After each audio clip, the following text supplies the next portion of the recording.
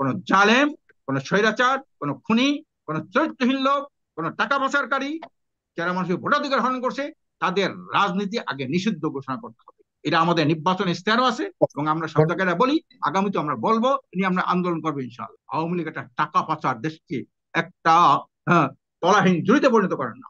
এটা আজকের না, এটা শেখ হাসিনা উত্তর দিয়ে সূত্র পেয়েছে। আপনি জানেন শেখ মুজিবুর রহমান 72 সালে যে ভাষণ দিয়েছিল সেখানে বলছিল সবাই পায় সোনার খনি, আমি পেয়েছি চোরের খনি।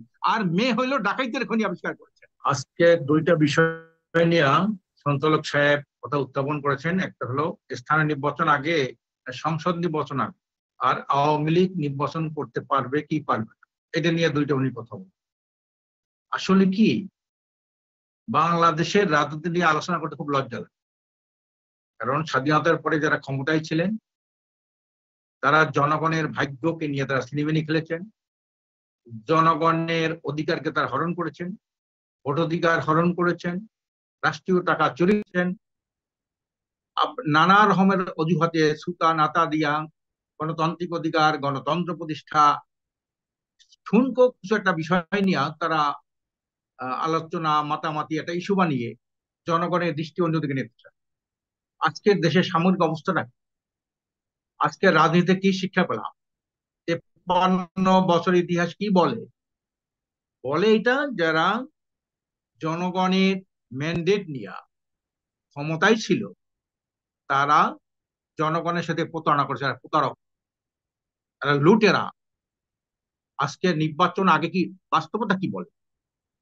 আওয়ামী লীগ নির্বাচন করবে, পারবে কি পারবে না, নিবন্ধন বাতিল হোক বা না হোক, আওয়ামী লীগের তো কোনো লজ্জা থাকে।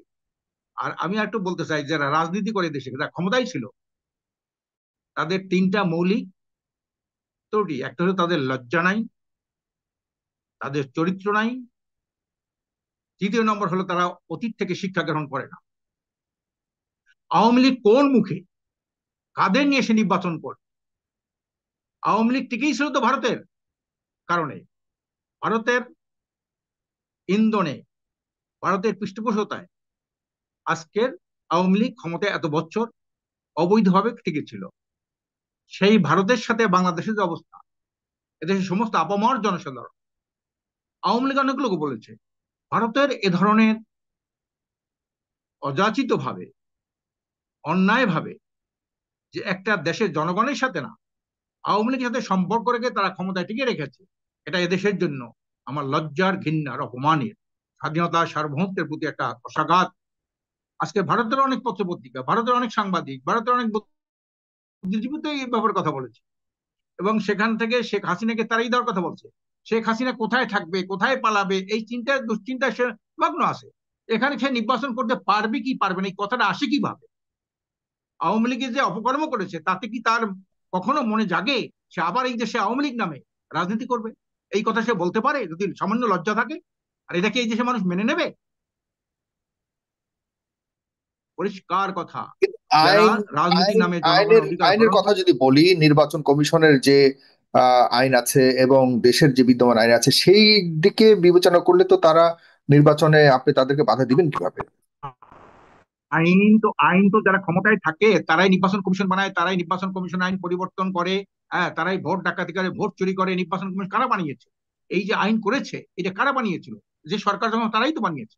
কাজে এগুলা একজন নির্বাচন কমিশনার, আমরা জানি যতটুকু সুষ্ঠুভাবে যিনি নির্বাচন করেছিলেন তিনি হলেন জাস্টিস আব্দুর রউফ সাহেব।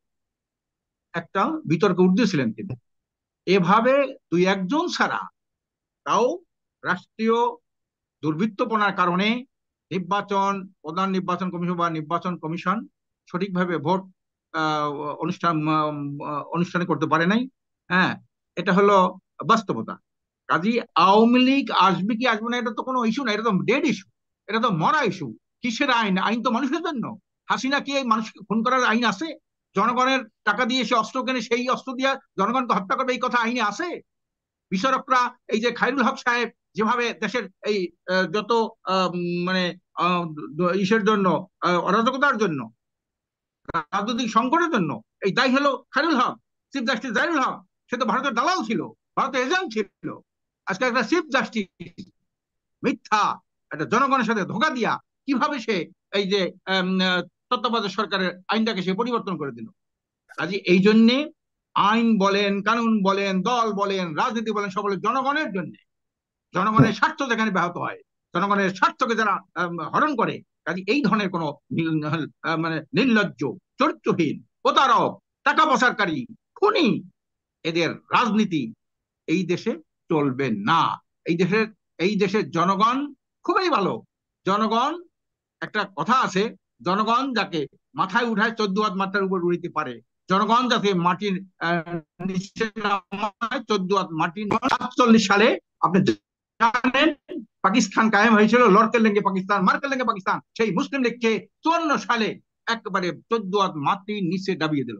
আবার 54 সালে যুক্তফ্রন্ট হলো 70-এর নির্বাচনে, সেখানে যুক্তফ্রন্টকে শেষ করে দিল। আবার জনগণ আওয়ামী লীগকে মাথায় উঠাইল। আবার 75 সালে সেই আওয়ামী লীগকে আবার মাটির নিচে দাবিয়ে দিল। একটা মানুষ তখন ইন্না লিল্লাহ পড়ে নাই।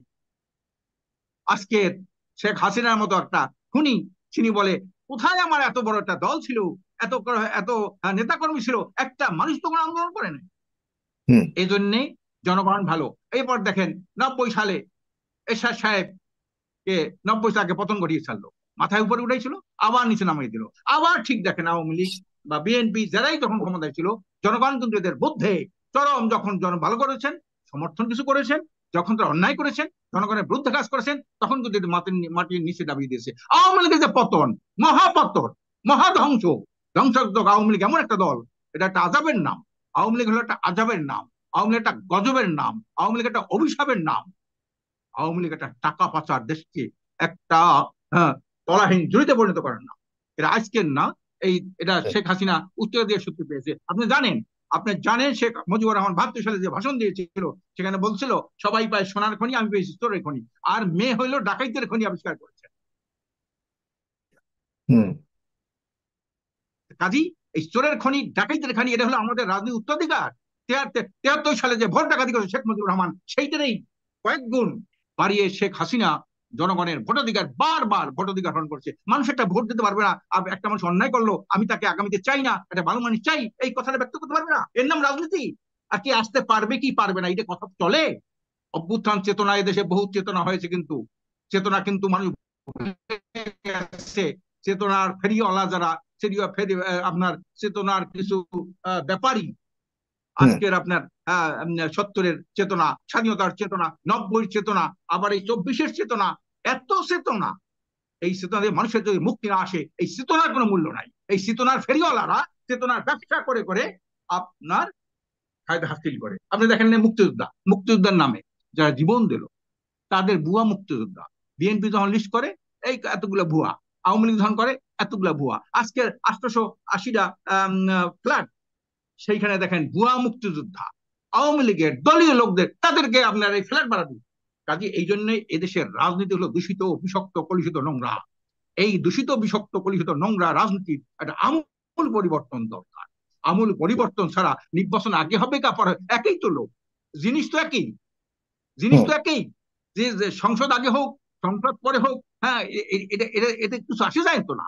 আপনারা দেখছি 53 বছরে, আমরা যারা দেখেছি 53 বছরে নির্বাচনে দলীয় সরকার অধীনে যখন স্থানীয় নির্বাচন হয়েছে, তখন সেই দলীয় সরকার নির্বাচনের একটা অশুভ প্রভাব বিস্তার করেছে। আজকে একটা দলের এমপি, উনি একটা ইউনিয়নের 10 জন প্রার্থী কথা বলে সবার থেকে টাকা নেয়, যে বেশি টাকা দেয় তাকে উনি সিলেক্ট করে দেয়, এবং এখানে প্রশাসনকে বলে দেয় ওটা জিতেই আনতে হবে। আমরা এটা দেখি নাই, আমাদের চোখ কান খোলা নাই। আমরা দেখতে চাই যে দলীয় সরকার ছাড়া নিরপেক্ষভাবে এই সরকার যে কমিটমেন্ট নিয়ে আজকের সরকার, এই যে অন্তর্বর্তী সরকার গঠন করেছে, তাদের উদ্যোগে একটা স্থানীয় নির্বাচন কতবার সুষ্ঠু হতে পারে। এটা তো জাতীয় সংসদ না, এটা আইন পাশের কিছু নাই, এটা ভালো মানুষ যাতে নির্বাচিত হয়ে আসতে পারে। এই ধরনের আমরা বলি যে এটা জি, বাস্তবতার দাবি, এটা যৌক্তিক দাবি, যে আগে স্থানীয় নির্বাচন হলে এই সরকারের সক্ষমতা তো বোঝা যায়।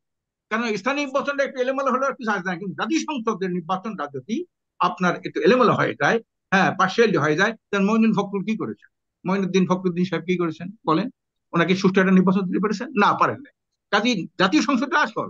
তাহলে এইটা দিয়ে বোঝা যাবে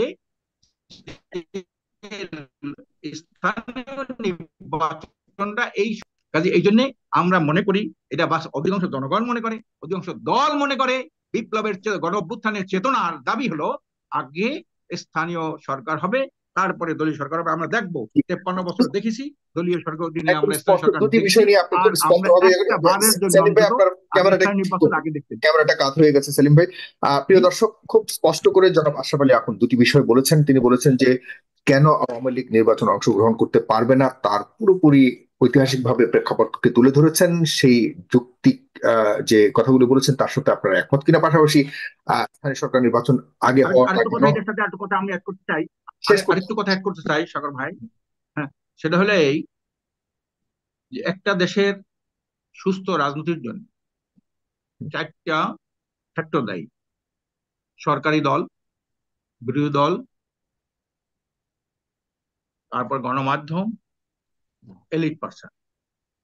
এই 4টা ফ্যাক্টর এটা সুস্থ রাজনীতি। যদি সরকারি দল যদি জনগণের বিরুদ্ধে কাজ করে, বিরোধী দল সোচ্চার হবে। বিরোধী দল যদি ঠিক মতো তারা এই ভূমিকা পালন, বিরোধী দলের ভূমিকা পালন করতে না পারে, তখন হুম।